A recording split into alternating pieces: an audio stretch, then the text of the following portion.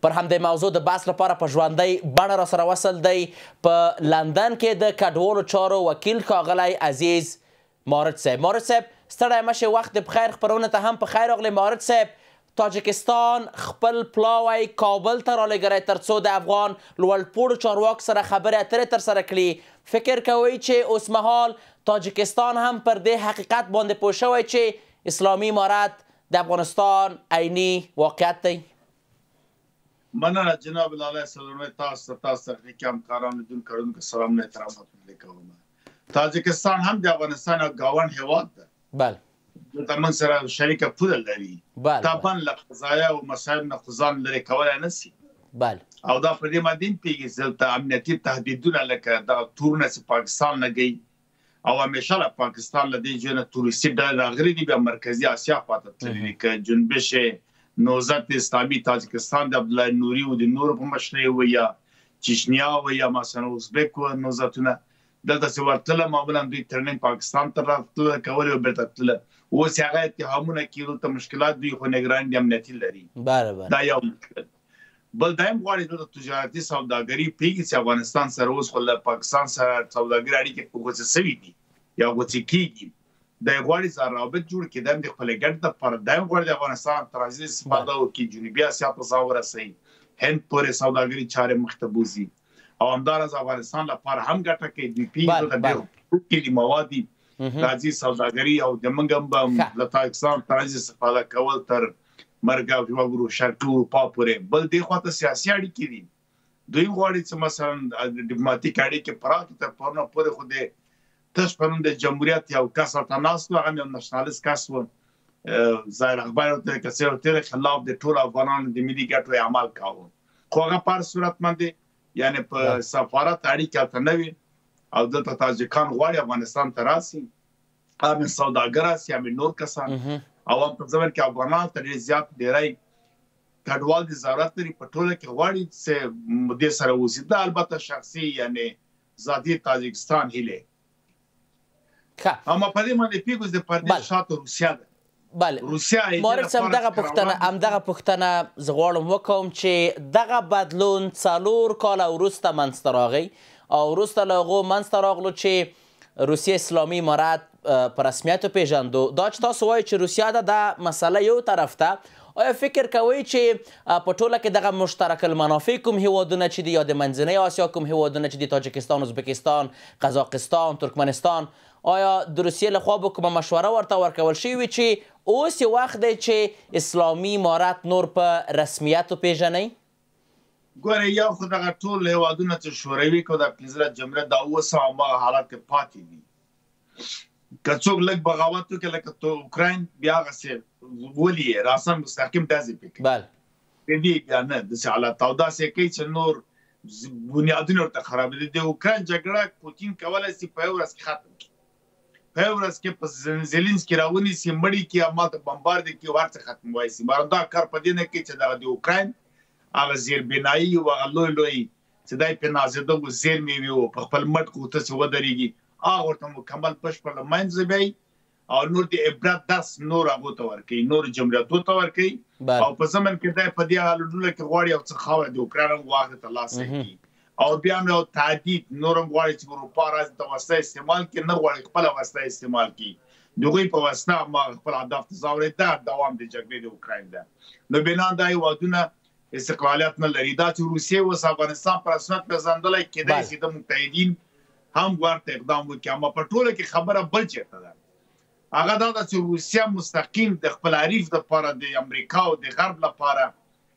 په افغانستان ته تګ راتګ او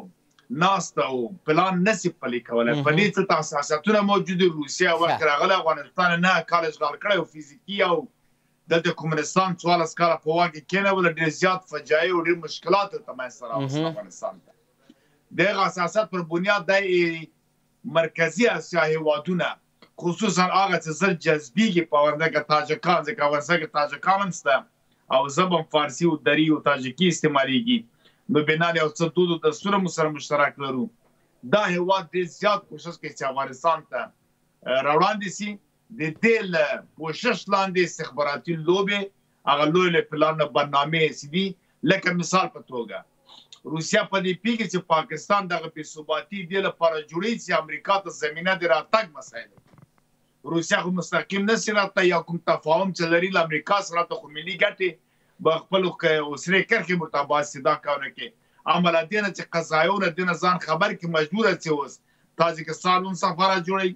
ترکمنستان به هم جوړوي ازبکستان به هم جوړوي قرغیزستان او قزاقستان به هم جوړوي کېدای سي نور هېوادو ته وایي تاسو ته زر افغانستان ته لاړ سئ او تیار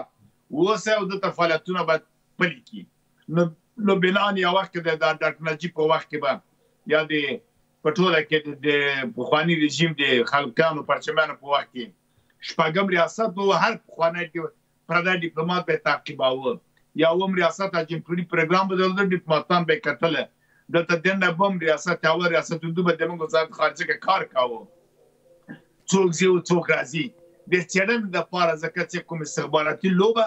د ډیپلوماټیکو اساسو د پلاس باندې ونسي نو بنا روسیا اوس مجبوره ده چې دا خلک راوړاندې کړي او تاجکستان درست 100% دلته اوس خبر دی چې دا خو دوی دې نیاز لپاره یا دې اړتیا لپاره غلي موږ څه اخیسته تر کوي چې څه پلان ولرو درست څه برنامه لرو موږ ته ګټه لري د تجارت سوداګري او په ډېر بخښنې سره مورد صاحب په ډېر بخښنې سره که خپله تاجکستان ته وکتل شي اوس مهال خپله تاجکستان د افغانستان لپاره څومره مهم دی خپله تاجکستان د سیمې هېوادونو سره څنګه اړیکې لري په ځانګړې توګه له پاکستان سره او څنګه کولی شي د تاجکستان سره تعامل د افغانستان کوم په سیاسي سټیج کې چې کوم ځای دی هغو کې نور هم د افغانستان پرستیج یا هم اهمیت نور هم پورته شي ګوره دا خبره خو اوس نه دی شروع سوی یو پلاوی د طالبان هم تللی و د امارت اسلامي په تاجکستان ته دا سیګنال نه پخوا ورکړل سوي نو بنا دلته باید 100% د افغانستان چارواکو دې کې باید تدابیر نیولي پلان جوړ کنه یې کړی دوی نه بیا نو وروسته پاتې خلک دي او زه مطمئن یم دې کړي دي دلته اوس سوداګري د افغانستان لپاره ښه بدیله لار تاجکستان ډېر لوی هېواد ده اما هغه نفوس کم ده 8 میلیونه نه زیات نفوس نه لري ښه کلخوز او سلخوز او زراعت او پکې د ښه فابریکې پکې د روسیې له وخته د پاتې د شوروي له وخته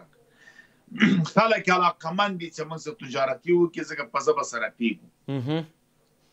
په زمن کې له دې نه ګاونډي هېوادو ته تر روسیې او تر شرقي اروپا پورې د موږ توکي ډېر نورمال رسېږي او اوس اورګاډی هم ورسره لرو یعنې ډېر لوی سهولت ته موجود ده ډیپلوماټیک اړیکې هم کولای تاجکستان په سیمه کې ښه موږ ته لابیګري وکړي دغه ستونزې حل فصلا کې خو بیا راځم خصوصا په اقتصادي چې موږ توکي چېرته لیږو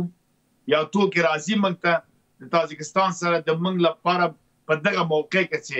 ما وخت مازو کې چې پاکستان سره موږ لاره وتړو د تاجکستان او د تاجکستان له ترونه له خاورې نه نور مرکزي هېوادو ته حتی اروپا شرقي ته ښه سوداګري چار مکتب بوړله او راوړی سو تاجکستان ښه وړل لري ډېر زیات ځکه زراعتي مځکه بې نهایت زیاته ده او ټول ماشیني ده ډېر ښه په صورت باندې موږ سره که دا پروتوکولونه یا تړونونه لاسلیک کړي د موږ تقریبا تر ډېر وخته پورې تر 10-50 کاله پورې کېدای شي موږ له ده سره که تړی یوازې اړیکې ولرو سوداګري موږ ته هر څه باسي نور د بورسیا دپاره د زده کوونکو دپاره د کار لپاره تاجکستان بهترین ځای ده وروستۍ پوښتنه مورد صاحب ډېر بخښنې سره درست په ډېر بخښنې سره وروستۍ پوښتنه په یوه دقیقه کې ځواب آیا د طب له نګاه نه یا په ټوله کې کوم مریضان چې دي دلته په افغانستان کې دوی مرضونه البته ضرورت لري چې په بهر کې تداوي وکړي تاجکستان یو له هېوادونو څخه کېدلی شي زموږ لپاره چې هغلته زموږ مریضان لاړ شي په ډېره لنډو کې یوه دقیقه کې مورد صاحب له مخکې نه حتی د شورنزا له وخت نه ته لویه شفخانه جوړه سوې په کولاب کې ما لیدلې هم دا شفخانه او دا ځینې ستا هلته موجود دي اما که بیرته یاست د افغانستان لپاره بس ډېره ښه شفخانه او ډېر ښه دفترونه او هر څه هلته جوړ سوي وو له پخوا نه او ډېر ښه ترانزیت لاره هم لري ډېر نورمال تګ وراتګ کېده که دغه بیرته یو ځای سي خروف کې یو ځای د افغانستان قوسلګري او دام شته که چېرې دغه ځایونه بیرته یاسي کفایت کاملا کفایت ډېره مریضي د عملته د درس لپاره ښه یونیورسټیانې وي د افغانستان په پخشه درلوده یعنې هر څه کې یو کارګر دپاره ما بیا عرض کومه تاجکستان کارګر ته که 15 میلیونه هم ولېږي دوی ضرورت لري ځکه دوی ساحه ډېره لویه ده فزیکي نیټورۍ کمه ده مورد صاحب په خپرونه کې ستاسو له حضور څخه نړۍ منندوی یم